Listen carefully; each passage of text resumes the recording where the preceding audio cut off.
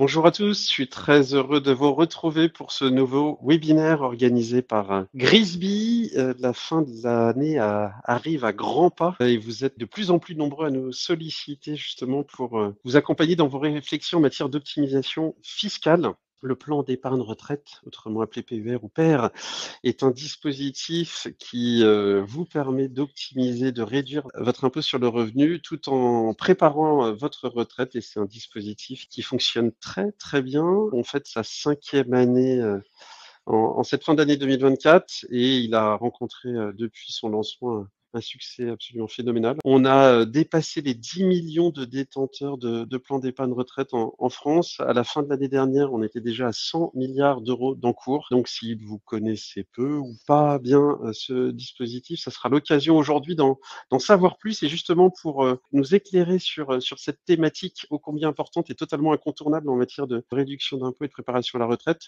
Nous avons la chance d'être accompagnés aujourd'hui par deux éminents représentants d'UAF Life Patrimoine, un de nos partenaires privilégiés, et par Marc Guillaume, conseiller chez Grisby. Je vais d'ailleurs vous laisser la parole pour que vous puissiez vous présenter. Louisanne, si tu veux bien commencer. Oui, bonjour à tous. Louisanne, donc juriste chez UAF Life Patrimoine. Merci Louisanne. Martin? Bonjour à tous, je suis Martin, directeur régional commercial chez UAF Life Patrimoine.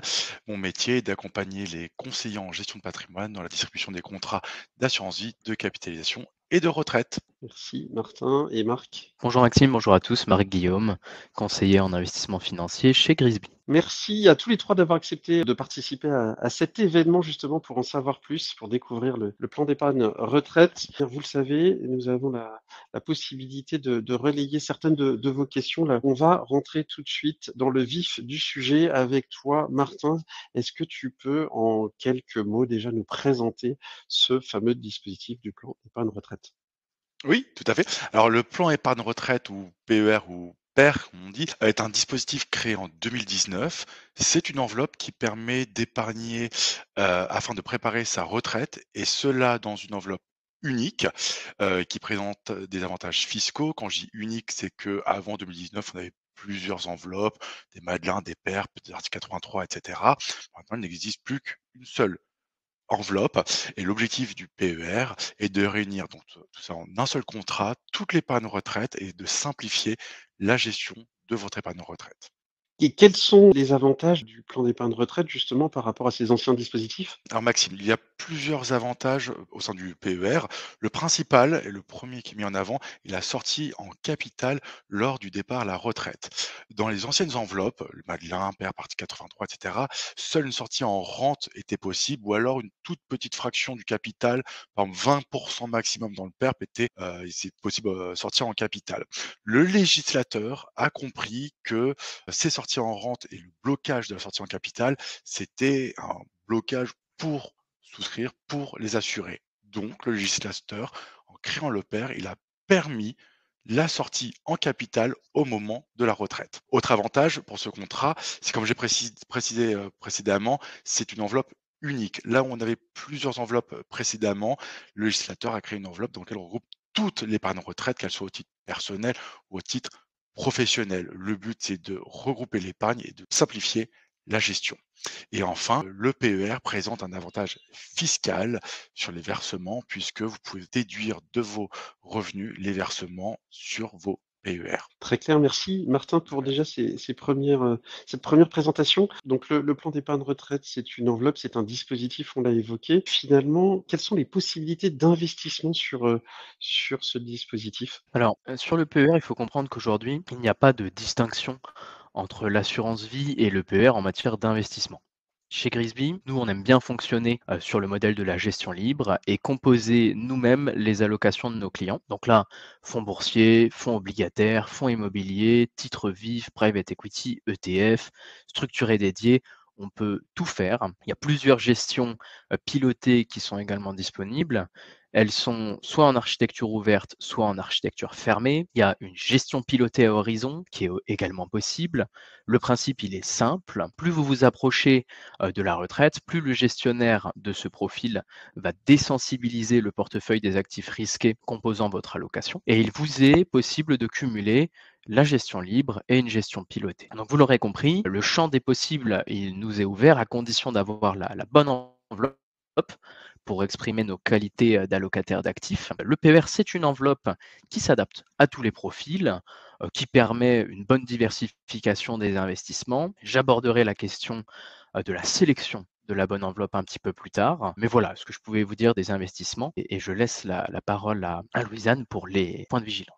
Juste, pardon, une question complémentaire, Marc, d'un participant qui nous demande quel est le rendement. Alors, on peut pas forcément répondre de manière très, très simple et laconique à cette question, mais juste peut-être un éclairage par rapport aux modalités de gestion. Alors, tout dépend en fait de la formule que vous choisissez. Si vous voulez faire une gestion libre, j'ai envie de vous dire, c'est à la carte. On va voir quel est votre profil d'investisseur, le rendement cible que vous visez. On va essayer de construire quelque chose de cohérent en adéquation avec votre profil. Si vous cherchez une gestion pilotée, à ce moment-là, on peut vous donner les historiques de performance de chacun des profils de gestion pilotée qui sont accessibles. Mais bon, c'est des performances passées, donc ça ne préjuge pas des performances futures. Et également un rendement cible sur les différents profils de gestion pilotée. Donc finalement, pas vraiment de réponse précise à cette question. Plutôt, ça va dépendre de vos objectifs. Merci, Marc. Question pour toi, Louisanne. Effectivement, on a présenté le plan d'épargne retraite dans les grandes lignes. Il faut le faire en toute connaissance de cause. Peux-tu nous présenter les points de vigilance spécifiques à ce dispositif? Le principal point de vigilance, c'est de se rappeler que l'épargne, elle est bloquée jusqu'à l'âge de départ en retraite. C'est le principe d'un placement à long terme dans un objectif de retraite. Donc, aucune sortie n'est possible, aucun rachat, comme on pourrait le voir sur un contrat d'assurance vie, ou la mise en place d'avance sur le contrat n'est autorisée sur un contrat pair avant le départ en retraite ou l'âge légal de départ à la retraite, sauf différents cas de déblocage anticipé. Donc, il y a 6 cas de déblocage anticipé: le décès du conjoint ou du partenaire de PACS, l'invalidité du titulaire, de ses enfants, de son conjoint ou de son partenaire de PACS, la situation de surendettement du titulaire, l'expiration des droits à chômage, à l'assurance chômage du titulaire, la révocation d'un mandat d'administration, de membre de directoire ou de conseil de surveillance sans liquidation de la retraite, la cessation de l'activité non salariée suite à un jugement de liquidation judiciaire, et enfin, celui qui est nouveau pour le père par rapport aux anciens contrats de retraite, l'acquisition de la résidence principale. Autre point de vigilance, c'est qu'en cas de déduction des primes au moment du versement, il y aura bien sûr une fiscalité qui s'appliquera à la sortie. Merci, Louisanne, pour tous ces éléments et notamment la liste de cas de déblocage anticipé, parce que ça faisait partie d'une des questions qui nous a été transmise. On a parlé d'un avantage important qui est celui de sortir en capital, ce qui n'était pas le cas des précédents dispositifs. Finalement, Martin, est-ce que tu peux nous détailler un peu l'intérêt de cette sortie en capital? Alors tout d'abord, chaque cas de déblocage d'un contrat retraite dans le PER doit être étudié avec son conseiller en gestion de patrimoine. Concernant la question pourquoi la sortie en capital présente un avantage par rapport à la sortie en rente, c'est un peu technique. Pour vous expliquer, lors de la transformation d'un contrat retraite, comme l'expliquait Louisanne, il y a une période d'accumulation et une période de transformation. Et la frontière entre ces deux périodes, c'est l'âge de la retraite. Si on choisit de passer en rente, que ce soit au moment de la retraite ou bien plus tard, parce que sur le PER, on peut choisir quand est-ce qu'on met en place la rente ou qu'on sort en capital. Mais si on décide de passer en rente, le capital, votre capital, le contrat, le capital est aliéné par l'assureur. C'est-à-dire que c'est l'assureur qui devient propriétaire du capital et en contrepartie, il vous verse une rente, qu'elle soit viagère, avec ou sans reversion, par palier. Il existe plusieurs types de rentes. Si on sort en capital, si on liquide en capital pour utiliser les termes exacts, on conserve son contrat, on conserve son capital, on conserve son patrimoine financier, on a la main dessus. Donc l'avantage de la sortie en capital, c'est qu'on peut disposer de son capital, de son patrimoine financier, et on peut décider si on va sortir d'un coup, on va liquider totalement son contrat pair, on peut décider si on va liquider partiellement son contrat pair, donc c'est-à-dire si je récupère une partie et je laisse mon contrat vivre. On peut aussi décider si on liquide en fractionné, c'est-à-dire chaque mois, je prévois de récupérer X euros sur mon contrat. Donc voilà, on a beaucoup plus la main sur son patrimoine financier. Il faut étudier les rentes des assureurs, est-ce qu'elles sont intéressantes ou pas. Il faut travailler avec son conseiller en gestion de patrimoine. Et un dernier point encore technique sur la sortie en capital, c'est que si on est en fractionné ou en partiel, donc c'est-à-dire on récupère une partie de son capital, ça permet de piloter sa fiscalité sur la sortie. C'est une question assez technique, mais pour faire très simple, vous avez la main sur votre patrimoine financier en liquidant en capital. Pour y revenir en une seconde, question d'une participante, peut-on sortir en Oui, capital plusieurs années après son départ en retraite ou uniquement oui. l'année du départ en retraite?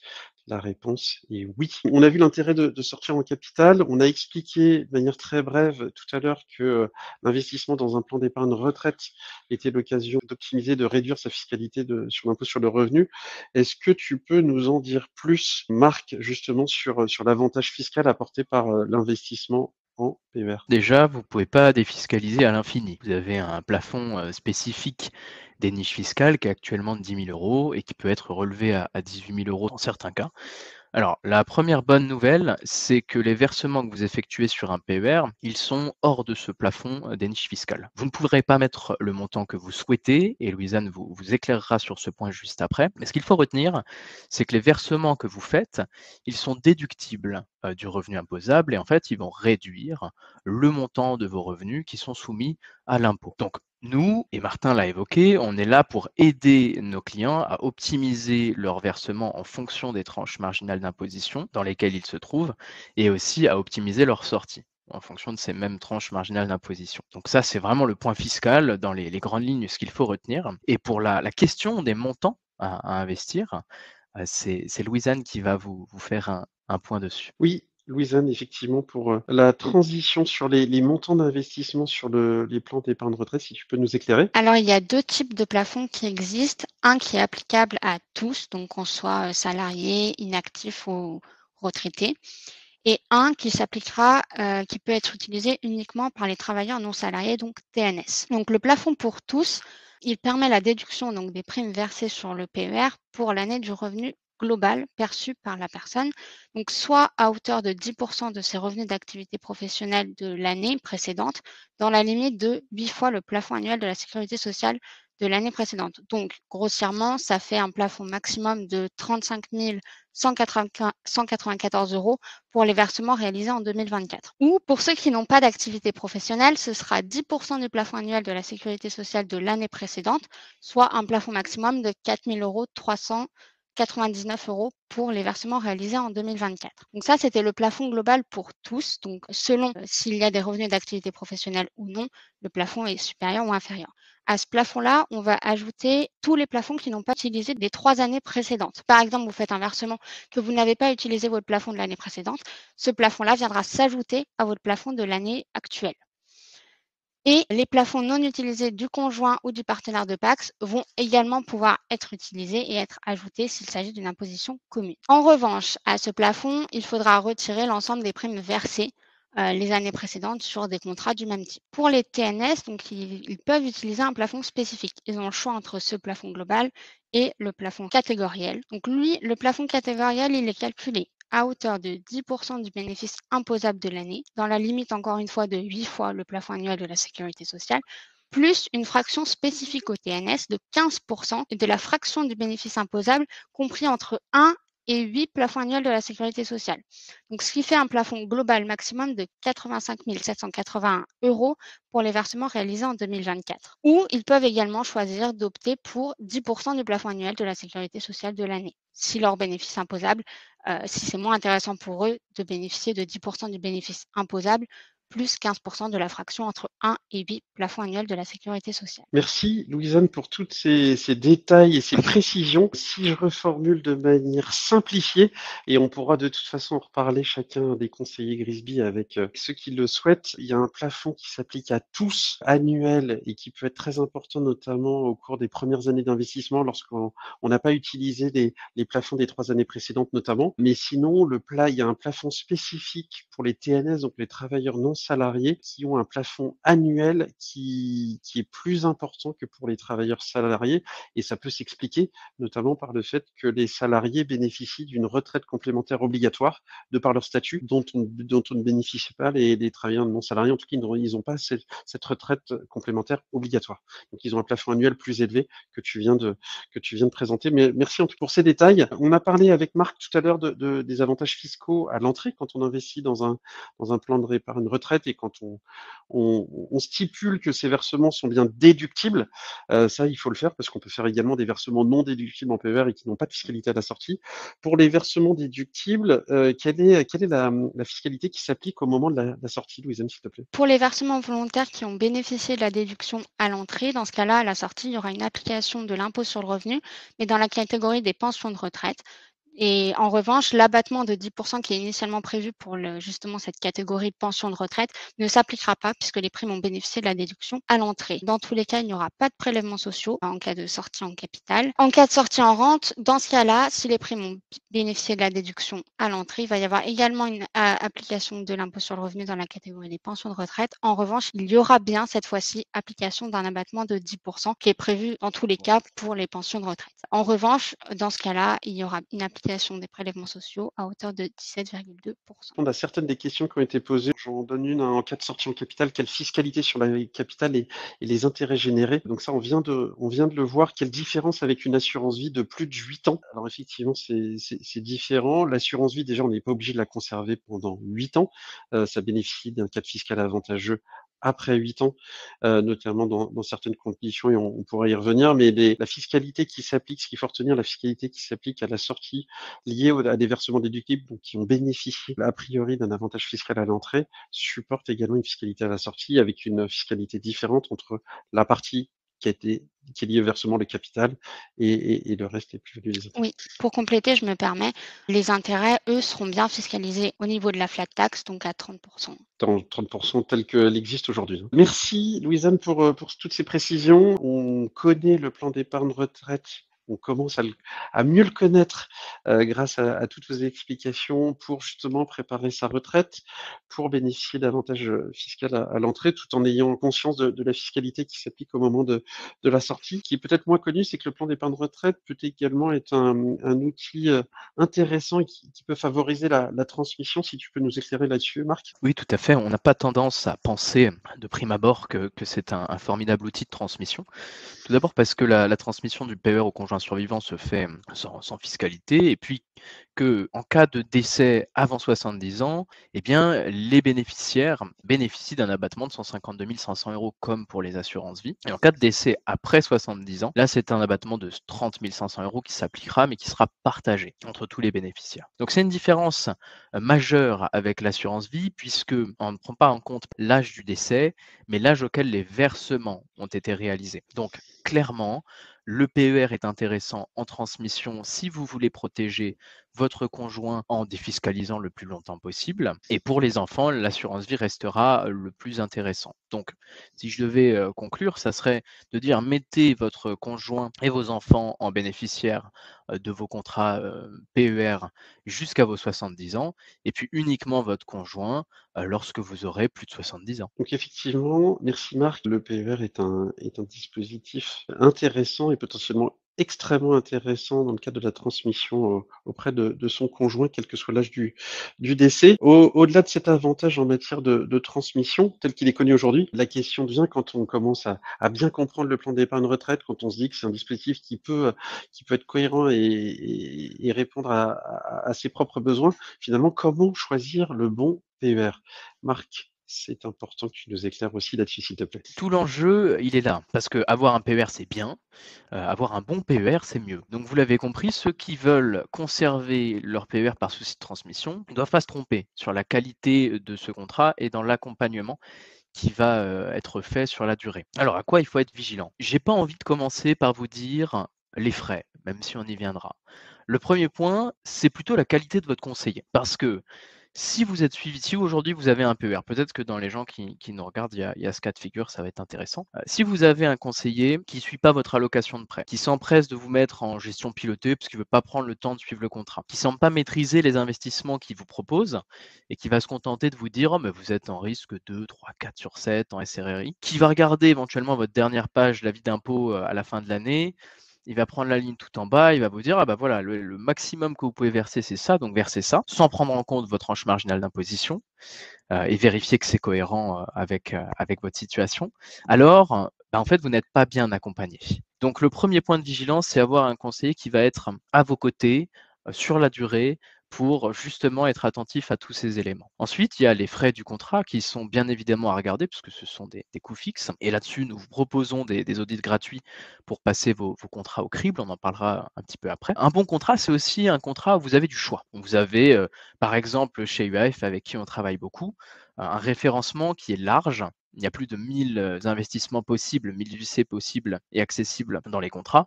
Donc ça, c'est primordial parce qu'il faut toujours être dans un contrat qui est dans l'air du temps et qui évolue avec son temps en fonction des investissements qui peuvent être nouvellement créés. Donc ça, c'est un point important. Vous avez la liberté dans les choix des modes de gestion et des options qui sont disponibles sur votre contrat. Vous avez le fait qu'il faut que le contrat soit le plus digital possible. Aujourd'hui, nous, on utilise des contrats dont les opérations de gestion se font par signature électronique. Ça facilite et ça rend plus agréable la gestion du contrat. Vous avez un point important qui est les modalités de sortie sur mesure en capital ou en rente du contrat. Donc l'idéal, c'est, comme l'a dit Martin, de piloter cette sortie en capital progressivement pour ne pas pénaliser le client et lui permettre de récupérer son capital de façon optimisée et de ne pas le matraquer fiscalement en faisant les choses trop rapidement. Et puis un dernier point qui n'est pas négligeable, c'est la qualité des services de middle et de back-office de nos partenaires. Parce que c'est toujours facile de prendre de l'argent et c'est toujours un peu plus compliqué de le rendre. Donc, nous, on met un point d'honneur à avoir des partenaires disponibles et réactifs afin que les traitements administratifs soient le plus rapides possible. Ça fait partie intégrante de la qualité du service. Donc, si vous avez tous ces points, alors les planètes sont alignées et vous avez un bon PER. Merci Marc, c'est très intéressant. D'ailleurs, je pense que je vais te solliciter très rapidement pour ouvrir un nouveau PER, parce que je pense que je serai bien accompagné. Il est Blague à toujours temps. part, oui, non, mais je suis déjà équipé. Mais blague à merci en tout cas, c'était très clair. On a différentes questions, je voulais t'en relayer une, notamment par rapport à un point que tu as évoqué, c'était la fiscalité qu'on supporte et le taux marginal d'imposition notamment. Alors je te lis la question: à partir de quel taux moyen d'imposition ou taux marginal d'imposition l'avantage fiscal est-il intéressant? On n'a pas beaucoup de clients en gestion de patrimoine et en gestion de fortune qui sont à des tranches marginales d'imposition à 11%. Le but, c'est que vous puissiez faire vos versements. Donc là, pour répondre rapidement à la question, c'est 30%.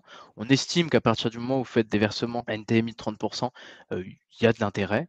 Après, le but, c'est aussi de vérifier en fonction de l'évolution de vos revenus, de votre réalité, d'un point de vue de ces revenus, de voir quel est finalement le meilleur moment pour vous pour faire ces versements, puisqu'il peut y avoir un delta qui s'appliquera au moment de la fin de votre activité par rapport à votre tranche marginale d'imposition lorsque vous avez fait les versements. Donc là, il faut capitaliser, véritablement sur cette situation. Mais à partir d'une tranche marginale à 30%, c'est intéressant d'avoir un PER. Une autre question pour toi: peut-on transférer, et je me fais aussi le relais de différentes questions qui ont été posées, peut-on transférer son plan d'épargne retraite? Si après tout ce que nous avons dit, vous n'êtes pas certain de la qualité de votre PER, déjà nous, on peut l'analyser gratuitement.